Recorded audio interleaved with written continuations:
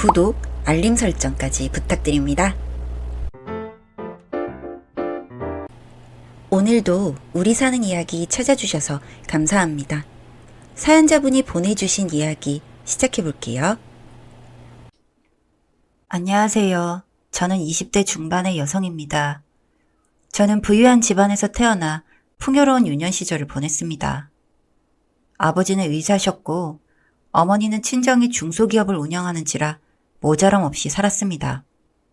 바로 아래 남동생이 있긴 했지만 집에 차를 운전해주는 기사도 있었고 도우미 이모도 계셨답니다.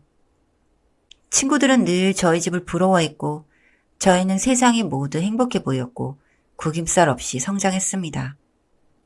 그 일이 있기 전까진 말이죠. 저는 6살, 동생은 4살 때의 일이었는데 갑자기 엄마가 돌아가셨다는 겁니다. 두 분이 아이가 안 생겨서 저희를 늦게 보셨는데 그래서인지 엄마의 사랑은 정말 귀했고 정말 가슴이 저려올 정도로 자식을 아끼셨습니다. 그랬던 엄마의 빈자리는 정말 컸습니다. 저희는 아버지가 양육하기엔 너무나 어렸기 때문에 외가댁으로 이사를 했고 가끔 저희를 보러 오시기도 했는데 어느 날인가부터는 아버지가 외국에 돈을 벌러 가셔야 하기 때문에 자주 못 오신다는 겁니다. 저희는 엉엉 울면서 아빠의 손을 잡고 놓지 않았던 기억이 지금도 납니다.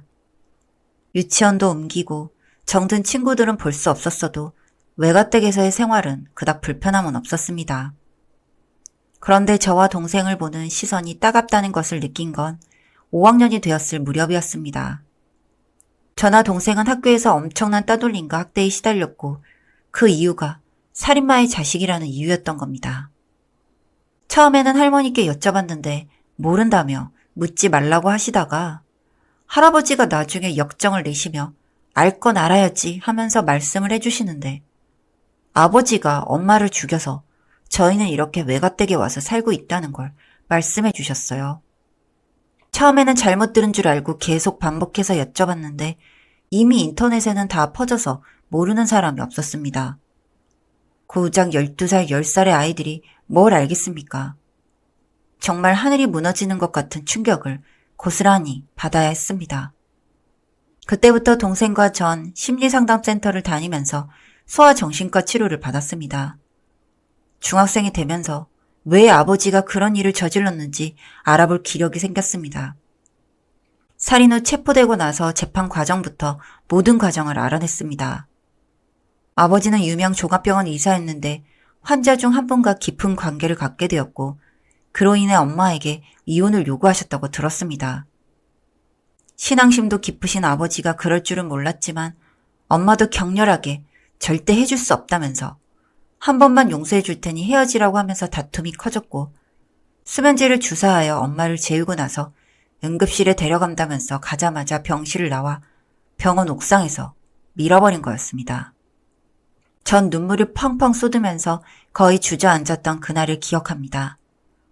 징역 20년형을 받고 복역 중인 아버지를 찾아가 볼까 하는 말도 안 되는 생각도 들었지만 채 10년이 안 되어 모범수로 출소한 것까지 기록이 되어 있었습니다. 그 후의 얘기는 조부모님도 그 누구도 알려주지 않았습니다. 동생과 전 과거의 아픔을 딛고 점점 호전되어 가고 있었고 아버지에 대한 기억을 다 잊으려 애썼습니다. 잊으려 애쓴다고 잊어지는 것도 아니었지만 그 당시엔 그렇게 하는 게 최선이었습니다. 그 즈음 외할아버지가 심장질환으로 돌아가시고 저희에게는 외할머니만 남게 되셨습니다. 아무리 재산이 많았어도 할머니에게 저희는 부담스러운 존재였습니다.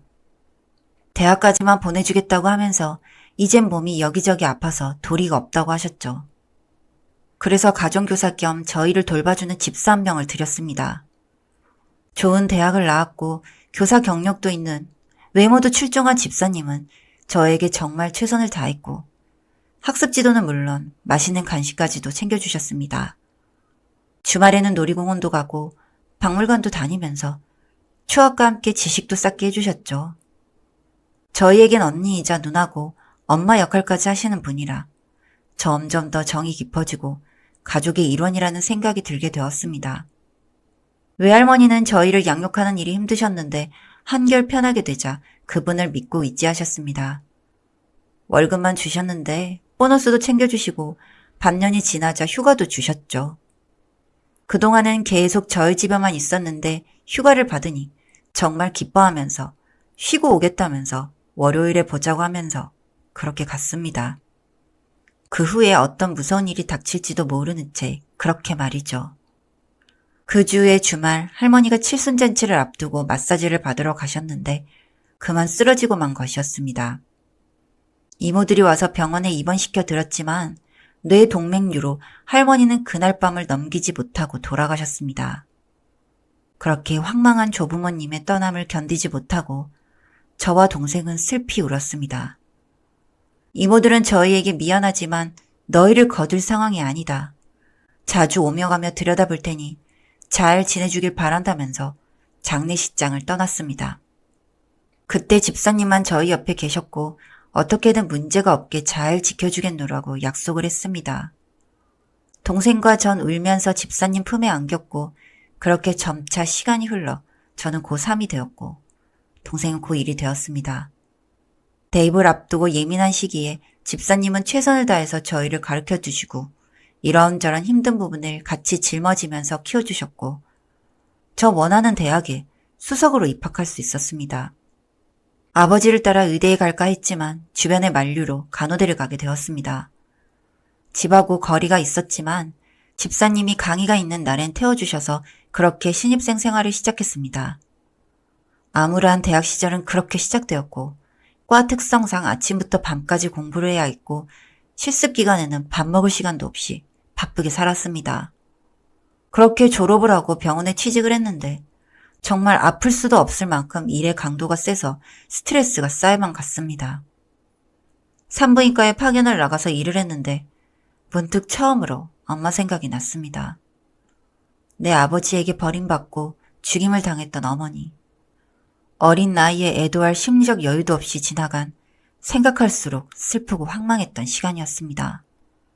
집에 와서도 잠만 자거나 술을 마시고 누워있었을 정도로 힘겨운 그 시절. 병원에서 퇴근을 하고 나오는데 정문 앞에 있는 광장 벤치에 50대 중반 정도로 보이는 남자가 절 바라보고 있었습니다. 어디서 많이 본 듯한 익숙한 얼굴이었지만 자세한 내막은 알 수 없었습니다. 그저 이렇게 몇 번 본 것처럼 기억에 남아있다는 것이 신기할 따름이었습니다.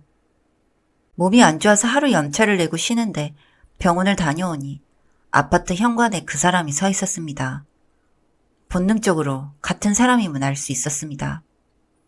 저를 알아봤는지 이름을 부르면서 다가왔습니다. 자신이 아빠라는 겁니다. 전 너무 놀라서 그 자리에서 얼어붙었습니다. 근처 카페에서 얘기를 나누는데 어릴 적에 찍은 사진과 대조를 해보니 세월이 흐르긴 했지만 아버지가 맞았습니다. 비록 살인범이긴 했지만 나를 낳아준 아버지였는데 차마 호의적으로 대할 수는 없었습니다. 저에게 정말 미안하다고 진심으로 사과를 하면서 앞으로 자주 만날 수 있겠냐고 하는 것을 전 이런지하에 거절했습니다. 아무리 100번 양보를 해도 엄마를 죽인 건 아버지였으니까요. 원망스럽지 않다면 거짓말이었죠. 우리의 인생을 반토막 내버린 건 그들이고 희생양은 우리가 된 거죠. 그는 몇 번이고 저를 설득하기 위해 제가 근무하는 병원 혹은 아파트 앞에서 기다리고 있었는데 그때마다 전 길을 피해서 가던지 다른 곳으로 가 있든지 해서 마주침을 피했습니다. 그러던 어느 날 언니라고 부르던 집사님과 아버지가 얘기를 나누고 있던 현장을 보게 되었습니다. 서로 당황하는 것도 그렇고 오랜만에 만난 사이라는 것도 알게 되었죠. 하지만 저에게는 촉이 왔습니다. 뭔가 심상치 않은 사이라는 느낌이 들었죠. 경찰서에 가서 말해봐도 피의자는 아니라서 그 정보를 말해줄 수 없다는 겁니다. 할 수 없이 사람을 사서 두 사람의 사이를 파보았습니다. 전 그 사실을 알고 나서 살인 충동을 느꼈습니다. 아버지와 내연각이었던 그 여자가 집사님이었고 그 사실을 숨기고 저희에게 몰래 와서 보살펴줬던 겁니다. 양심의 가책이라고 하기에는 너무나 교묘한 짓이었습니다. 전 집에 들어가서 모든 사실을 말했습니다. 동생이 없는 시간에 모든 사실을 이야기했죠. 확인을 받아야 했으니까요. 순순히 사실이라면서 용서를 빌었습니다. 전 용서할 수 없다고 못 박아 얘기했습니다. 그저 둘 다 내 눈앞에서 사라지라면서 죽기 전엔 안 보겠다면서 악을 쓰고 피토하는 심정으로 울부짖었습니다. 접근 금지 가처분 신청을 냈고 법원에서 받아들여졌습니다. 그 후 집사님은 짐을 챙겨서 여길 떠났고 지방에 있는 티켓다방에서 일한다고 들었습니다. 조금만 인연이 피해갔다면 좋은 관계로 지낼 수도 있었을 텐데 너무나 악연이었습니다. 아버지는 요양원에 이름만 올려놓은 의사로 살았습니다. 내과 의사라서 그나마 밥은 먹고 살았지만 살인범이었다는 전과 기록은 평생을 따라다녔습니다. 결국 눈이 많이 오던 어느 날 직접 목을 메고 세상을 져버렸습니다. 저희는 모든 혈연관계가 거의 사라져서 동생과 의지하며 살아가고 있습니다. 그래도 좋은 상대가 나타나면 결혼을 시켜줄 요량으로 돈을 모으고 있습니다. 동생은 로스쿨을 졸업해서 변호사로 일하고 있습니다. 앞으로는 부디 평탄한 인생을 살길 바랍니다. 사연은 여기까지였고요. 우리 사는 이야기 시청해주셔서 감사합니다.